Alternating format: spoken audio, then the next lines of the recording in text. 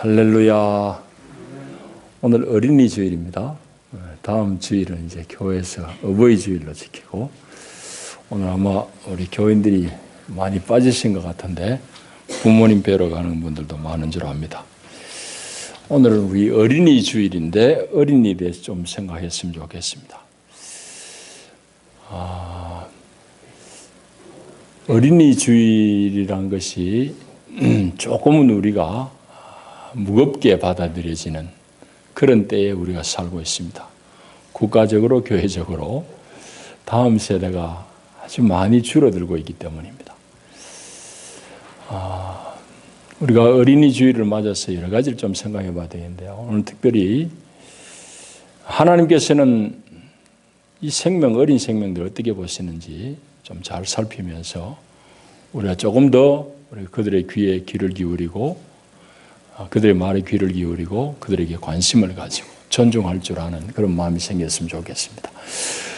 우리 오늘 한국에서 어린이들, 자녀들을 양육하는 대부분의 경우는 이 양극단에 속해 있습니다.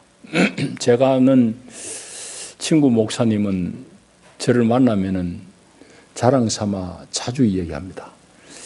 자기 손자, 손녀는 대구에서 제일 좋은 유치원에 보냈는데 한 달에 학비가 잘 기억은 못하겠지만 100만 원 넘는 것 같아요.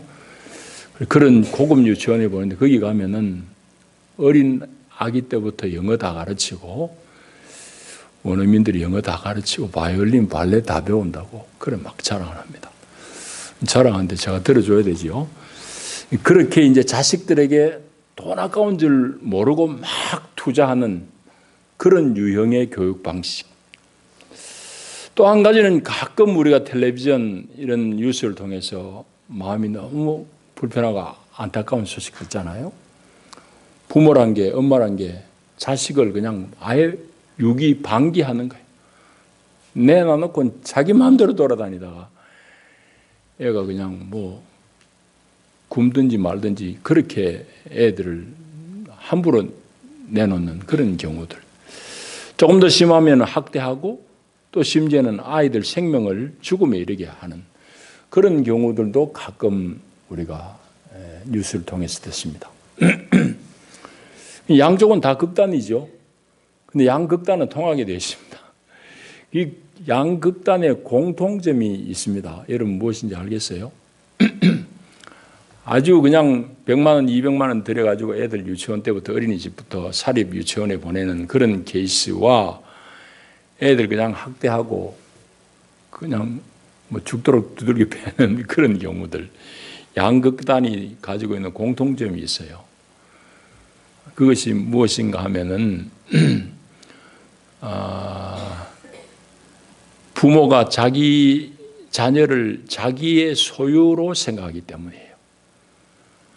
처음 케이스는 이거 내 새끼인데 내가 돈 많이 들어가지고 내가 투자해가지고 나중에 내가 못 이룬 것 이 자식 통해서 이루어 보겠다는 그런 야망, 그런 욕심이 작용한 케이스입니다. 물론 다 그렇지는 않겠지만은. 그러니까 처음에 든 예와 마지막 자식을 학대하는 그런 경우 둘 다 공통점은 자식을 자기 소유로 생각하는 그런 마음이 공통된 마음입니다.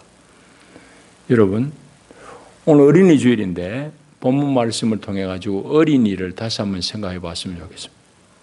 결론부터 얘기하면은 생명은 하나님의 것이고 어린이도 여러분 자식들도 여러분의 것이 아니에요. 하나님이 잠시 양육을 맡겨준 하나님의 생명일 뿐입니다. 오늘 이 본문의 내용은 우리가 잘 아는 얘기입니다. 아마도 사무엘이 소년 시절 한 12살, 우리로 치면 초등학교 한 5, 6학년 때쯤 그때쯤의 일을 보도해 놓고 있는 내용입니다. 그 당시 제사장은 엘리 제사장. 근데 엘리 제사장은 나이도 많이 들고 눈도 어두워버리고 나이 들었으면 나이 든 거로 하나님하고 더 가까우면 좋겠는데 엘리 제사장은 이제 다음 장부터 보게 되면은 도대체 하나님하고 영적인 교감이 없는 사람입니다. 다 딸고 따라가지고 하나님 그냥 제사장은 제사장이지만 하나님하고 친밀함을 다 놓쳐버린 사람이에요. 하나님이 말씀을 해야 되겠는데 엘리에게도 말이 안 통해요. 말씀을 전들 말을 듣고 좀 감흥이 있고 대구가 있어야 되는데 추측컨대는 엘리가 그런 영적인 민감함을 다 놓쳐버렸습니다. 그렇다고 엘리 자식들 제사장이 있는데 이놈들한테 말을 해야 되느냐? 그것도 말이 안 돼요. 2장을 우리 안 읽었습니다만 앞에 2장 보면 기가 막힌 장면이 나옵니다. 엘리 아들들이 제사장들이거든요. 이놈들은 얼마나 망나니 같은 짓을 하는가 하면은 요즘은 막말하는 사람이 유행인데 이 막말 정도가 아니에요.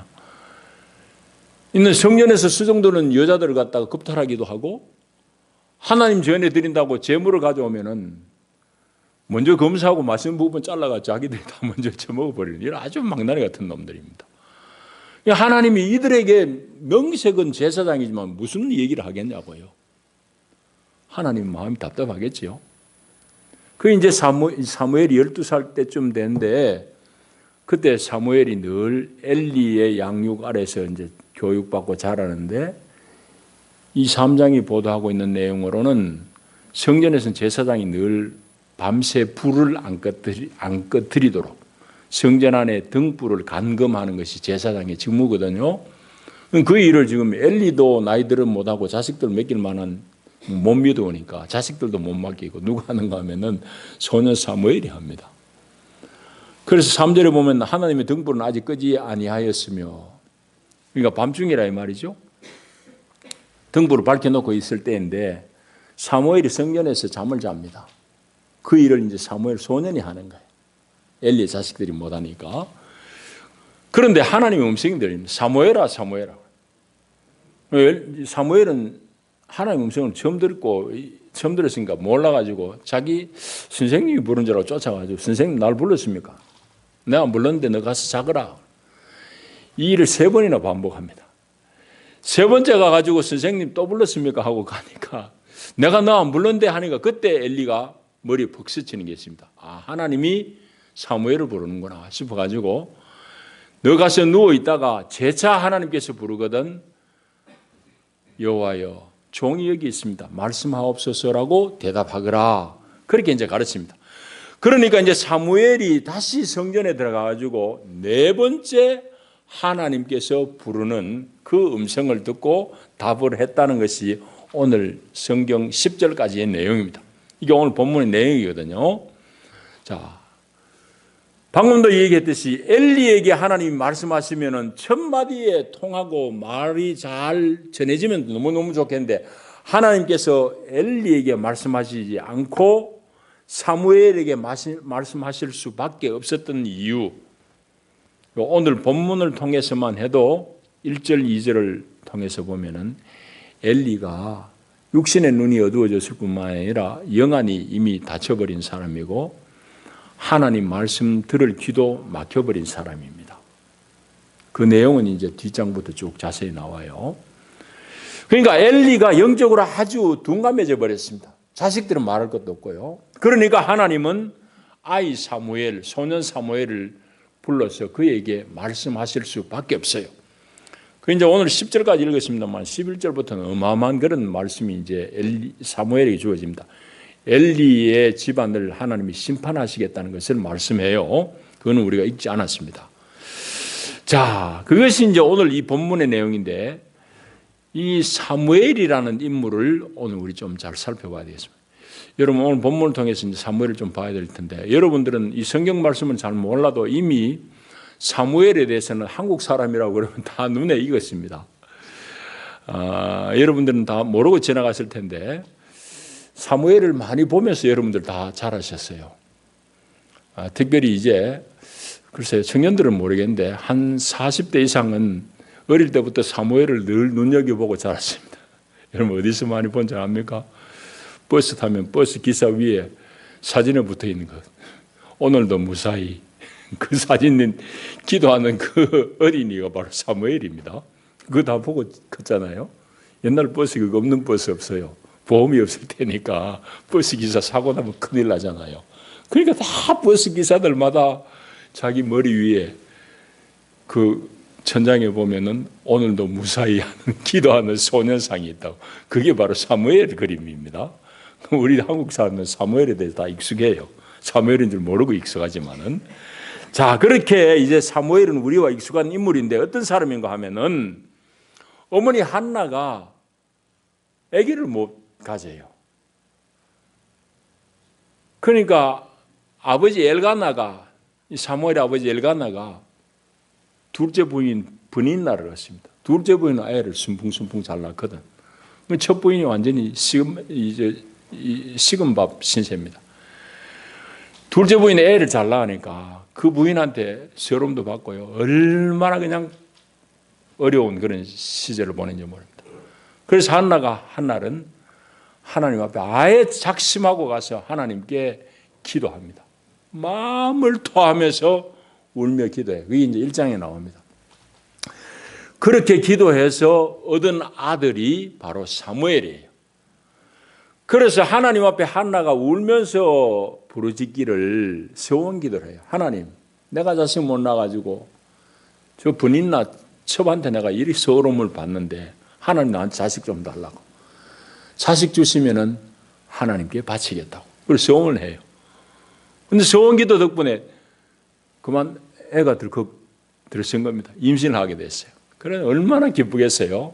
그리고 그 자식을 낳고는 바로 서원한 것이 있으니까 하나님께 드리려고 그러는데 남편이 엘가나가 여보 애 저지는 좀 떼고 보내야지. 그래가지고 젖될 때까지 기다렸다가 젖되고 난 다음에 엘리 제사장에 맡깁니다. 그때부터 성전에서 자랐어요. 사무엘이. 젖되는 거 요즘에 1년 정도 안에 1년 어간에 떼죠. 옛날에 이유식 없으니까 훨씬 좀 길었을 거 아닙니까? 제 사촌형은 동갑 사촌형은 초등학교 때까지도 우리 큰어머니 젖바르는 데 봤어요. 옛날엔 그 하여튼 오랫동안 젖을 물렸는데 글쎄 한 3, 4년은 물렸을 것 아니겠어요? 그렇게 젖을 빨리다가 이 소년 사무엘을 성전에 바쳤다고. 이 절간에 요즘 동자성 키우듯이 이제 엘리 제사장에 맡겨가지고 엘리의 양육을 받고 쭉 자라다가 수년이 흘러가지고 한 12살쯤 되는 무렵으로 봐집니다. 그때 하나님의 음성을 듣는 거예요. 처음으로. 자, 그게 이제 오늘 이 본문의 말씀인데 이 사무엘은 사실은 이스라엘 역사에 있어서 대단히 중요한 인물입니다. 이스라엘 왕국의 기초를 닦은 사람이에요. 왜 그렇게 말할 수 있는가 하면은 이 사무엘이 초대 왕 사울 또 그 다음 왕 다윗 모두 자신의 손으로 안수하여서 왕으로 기름 부은 사람이 바로 이 사무엘입니다. 그러니까 왕국의 기초를 닦은 사람이죠. 그뿐만 아닙니다. 이 당시에는 제일 자주 침략해 왔던 외적이 우리나라 같으면 외국 일본 사람들이 자주 쳐들어왔잖아요. 이 이스라엘을 자주 침범했던 외적이 누군가 하면 블레셋입니다. 서쪽에 있는 블레셋 사람들이 수시로 쳐들어왔어요. 우리에게 일본 왜구들이 쳐들어가듯이 이 이스라엘 땅에는 블레셋이 무시로 쳐들어왔다. 그렇게 블레셋과의 전쟁이 있을 때마다 사무엘이 블레셋을 물리치고 나라를 위난해서 건져낸 사람입니다. 그러니까 왕국의 기초를 쌓은 사람이라고 충분히 우리가 말할 수 있죠. 그 정도로 귀한 인물이에요. 위대한 사람입니다. 자, 이것이 이제 사무엘의 사람 됨됨인데 많은 어른들이 있음에도 불구하고 아이 사무엘을 하나님께서 불러서 쓰신 이유 방금 말씀드린 대로입니다. 여러분, 사무엘만 그런 게 아니에요. 구약에 보게 되면은 예레미야도 비교적 어린 나이에 하나님의 부름을 받았음을 알 수 있습니다. 그러니까 요는 뭔가 하면 하나님은 나이 많고 적고 이게 문제가 아니에요. 핵심은 하나님의 말씀을 듣고 그 앞에 순복하는 사람, 그 사람을 찾고 있는 거예요. 그러니까 이 시대는 아무도 하나님의 말씀을 들을 사람이 없으니까 제사장 가문 다 제껴놓고 소년 사무엘에게 말씀하신 것이고 예레미야 때도 마찬가지예요. 예레미야를 부르시는 장면이 예레미야 1장에 나옵니다. 그 1장 7절 어간에 보면은 예레미야를 하나님 부를 때 예레미야가 처음에 대꾸하는 게 뭔가 하면 하나님 나는 아직 어립니다. 어려가지고 아직까지 하나님 일 못하겠습니다 하고 그렇게 이제 핑계대니까 하나님이 하신 말씀이 7절이에요. 1장 7절에 보면 하나님이 예레미야에게 뭐라고 그런가 하면은 네 자꾸 아이라 하지 말아라고. 너는 아이라 말하지 말고 내가 너를 누구에게 보내든지 또 무슨 말을 하든지 가서 내 말을 전해라. 그렇게 이제 하나님께서 예레미야에게 말씀하시는 것이 예레미야 1장 7절에 기록되어 있습니다. 그것을 봐서는 예레미야도 어린 나이에 하나님의 소명을 받았음을 알 수 있습니다. 그러니까 하나님은 언제나 시대를 변화시키는 하나님의 사람을 찾는데 그건 나이와는 별 무관하다 이 말이에요. 나이 들어서 성숙하면 좋긴 하지만은 꼭 생물적인 그 나이가 중요한 건 아니라 이 말이죠. 그래서 하나님은 사람을 불러서 사명을 주시고 그들을 통해서 당신의 역사를 이루어 가시는 것이 이 교회의 역사고 성경의 역사고 하나님의 역사인데 그 하나님의 부르심은 남녀노유를 가리지 않아요. 그래서 그분의 뜻을 청종하는 사람을 하나님은 오늘도 찾고 계신다 이 말이죠. 그래서 소년이지만은 사무엘을 부르시고 사무엘에게 말씀하신 하나님. 자, 이제 이게 본문의 내용이고 이제 우리 얘기를 하십시다. 그러면 우리는 오늘 어린이를 아니면 내 자녀를 어떻게 생각하는가 하는 얘기입니다. 서두에도 말씀드렸듯이 성경은 뭘 말씀하는가 하면 우리에게 맡겨주신 이 어린 생명, 이 어린이는 우리 자녀는 하나님의 선물로서 부모인 우리에게 양육을 위탁하고 맡긴 하나님의 생명입니다. 절대적으로 부모의 소유가 아니에요. 우리의 전통적인 전례적인 사상은 내 새끼 내가 하는데 남이 왜 간섭하느냐고 그럽니다. 말 되는 것 같지만 그건 대단히 비성서적인 말씀입니다. 여러분 선진국에는 부모의 양육이 필요한 애 집에 아파트에 혼자 놔두고 부모가 다 외출해버리면 그거는 부모가 경찰서 잡혀갑니다. 그게 성서적이에요. 너무 야박하다 할지 모르지만은 그게 성경의 가르침이라고. 여러분 우리는 너무 전통 속에서 좋은 것도 있지만은 성경과 안 맞는 것을 빨리 우리가 씻어내야 되는데 그 중에 하나가 자식은 부모 거라고는 생각입니다. 아니에요. 성경의 가르침은 자식은 부모의 것이 아니고 부모 소유가 아니고 하나님의 것이에요. 하나님의 것인데 양육을 잠시 그 부모에게 맡긴 하나님의 소유물입니다. 어른의 소유가 아니에요. 그래서 생명의 주인은 하나님. 그래서 부모의 도리는 그 맡겨준 생명이 하나님의 사람으로 잘 자라도록 최선을 다해서 양육하고 사랑을 부어주는 일이 부모가 할 일입니다. 소유 자기 거 아니에요. 서두에 말씀드렸듯이 그 양극단은 다 자식이 자기 거라는 생각, 그 욕심 때문에 함부로 하기도 하고 많이 투자해가지고 내 돈 좀 뽑으려고 생각하고 내가 못했던 일 자식 통해서 이루고자 하는 그런 욕심, 그건 다 자식을 자기의 소유물로 생각하는 착각에서 비롯된 것입니다. 그러니까 우리가 먼저 알아야 될 것은 성경에서 말씀하신 이 생명의 주인은 하나님, 어린이도 마찬가지. 하나님이 주인이시고 나에게 양육을 맡긴 하나님의 생명이라는 걸 꼭 기억해야 됩니다. 이 대전제입니다. 자, 그러면은 우리가 두 번째로 생각해야 될 건 뭔가 하면은 하나님의 사람이니까 당연히 우리가 하나님의 사람으로 잘 양육하기 위해서 최우선적으로 부모가 공을 들여야 되는 건 뭐겠습니까? 하나님을 경외하는 도를 가르치는 거죠. 여러분, 이건 대단히 중요한 문제입니다. 하나님께서 이스라엘 백성들에게 율법을 주신 이유도 하나님 경외하는 도를 가르치기 위해서 율법을 주셨다고 레위기에 말씀해요. 그같이 오늘 하나님의 율법을 아는 하나님의 사람들에게 하나님의 자녀를 맡긴 이유도 역시 하나님을 경외하는 사람으로 키우도록 우리에게 맡겨진 줄 믿습니다. 그게 성경의 말씀이에요. 그러니까 성도의 가정에서는 자녀들을 하나님이 맡겨준 선물로 생각하고 그렇기 때문에 제일 우선해야 되는 것은 하나님을 경외하는 도를 가르치는 신앙교육이 최우선이 되어야 됩니다. 여러분 아멘입니까? 이게 오늘 성도들이 놓치고 있는 핵심되는 내용이에요. 오늘 교회 학교가 무너진다. 결국은 부모가 이거 안 하기 때문이에요. 그러고는 교회 학교 보내가지고 다 책임 다 했다고 생각해요. 아니에요. 교회 학교는 여러분의 자녀의 신앙을 돕는 기관이지만은 결국은 신앙을 교육하고 여호와를 경외하는 도를 가르쳐야 되는 건 부모가 해야 되는 거예요. 교회 다 맡길 일이 아니에요. 주체는 가정입니다. 여러분 제가 대단히 마음 아픈 얘기를 현실의 얘기를 들은 걸 여러분에게 소개하고 싶습니다. 참 말을 전해도 좀 찜찜해요. 어떤 장로님 가정에 아들들이 있는데 이 아들이 아주 망나니야.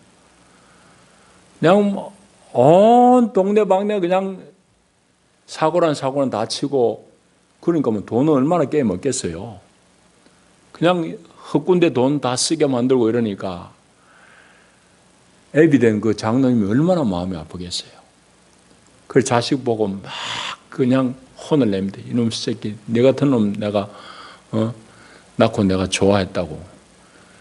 그렇게 막 아이를 막 혼을 내고 그냥 저주를 하니까 뭐 한참 클 때 사춘기 때 반항할 때 뭐 온갖 소리 다 하겠지만 그 반항하는 말이 참 귀에 오래 남아 있어요. 제가 들은 지 오래된 얘기인데.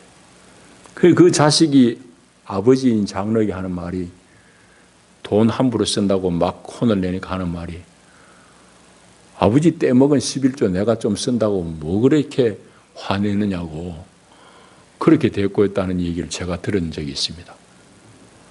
여러분 그거는 우스운 얘기만 아니죠. 여러분 신앙교육은 부모가 자식에게 본으로 다 보여주는 거예요.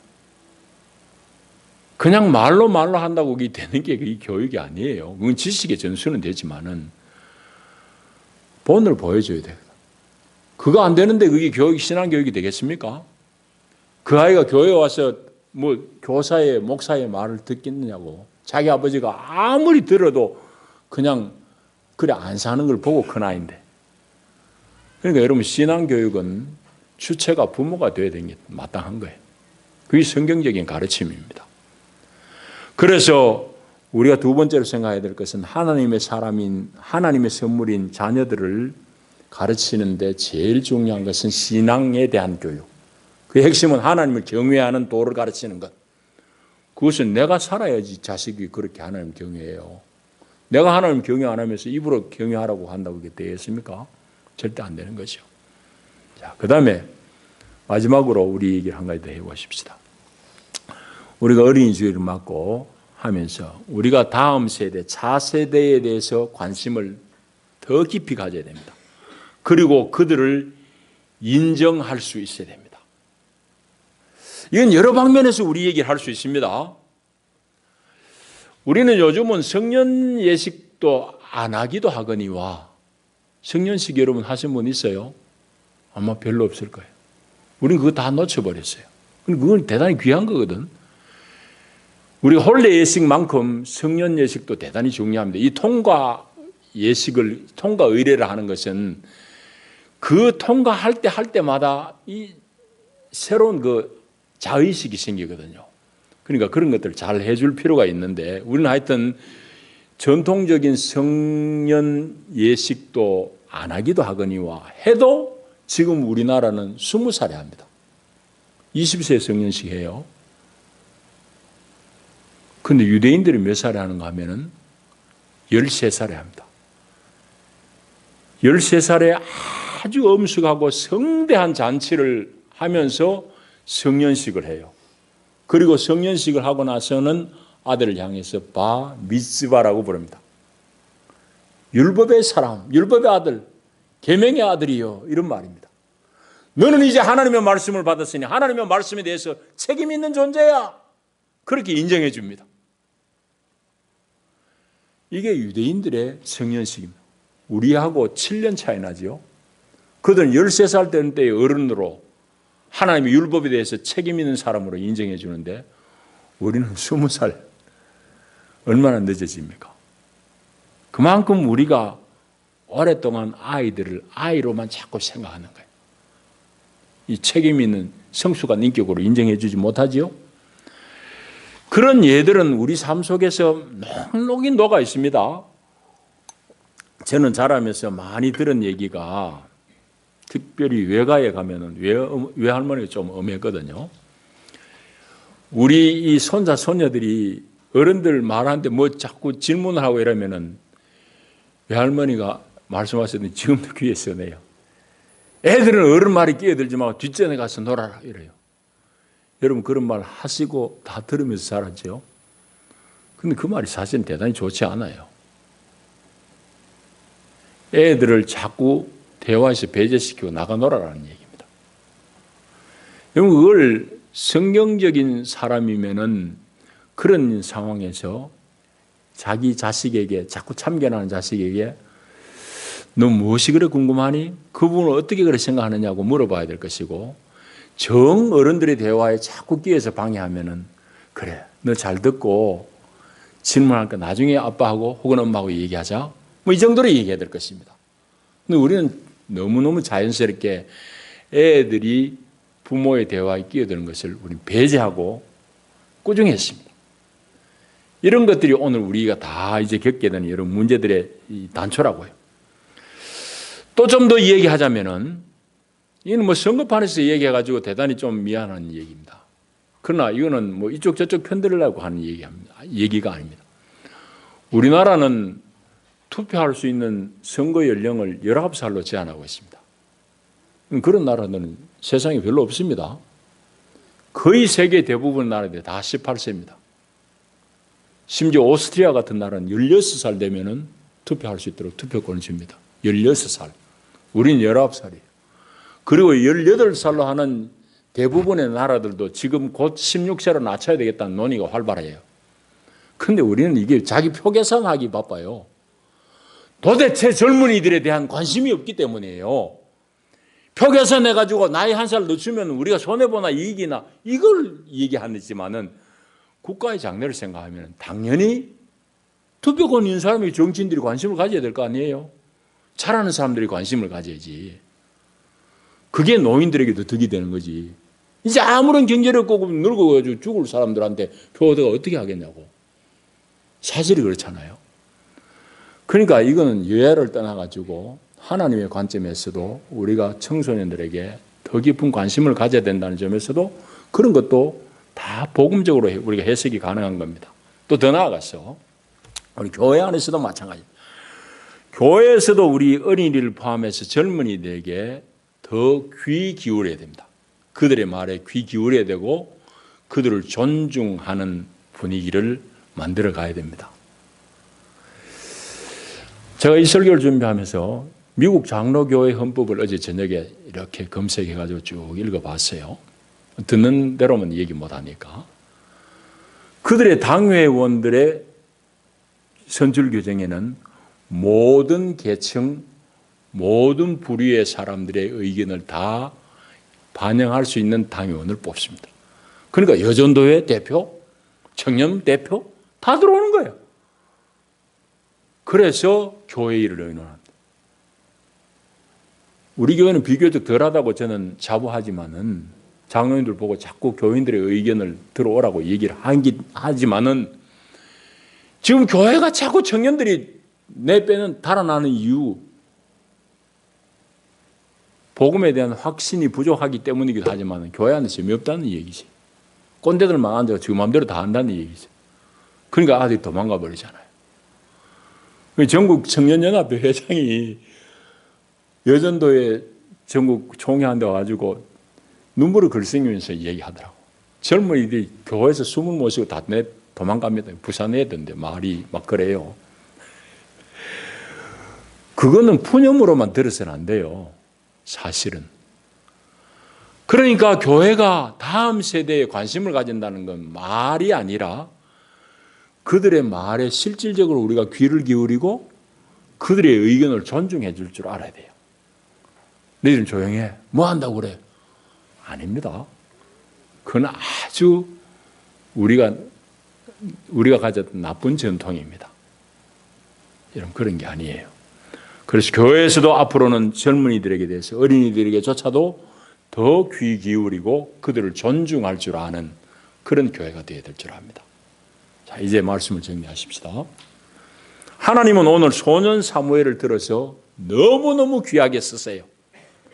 조금 전에 말씀드린 대로 이 사람이 왕국의 기초를 쌓을 뿐만 아니라 외적으로부터 다 나라를 방어해내는 그런 귀한 사사로서 온다고.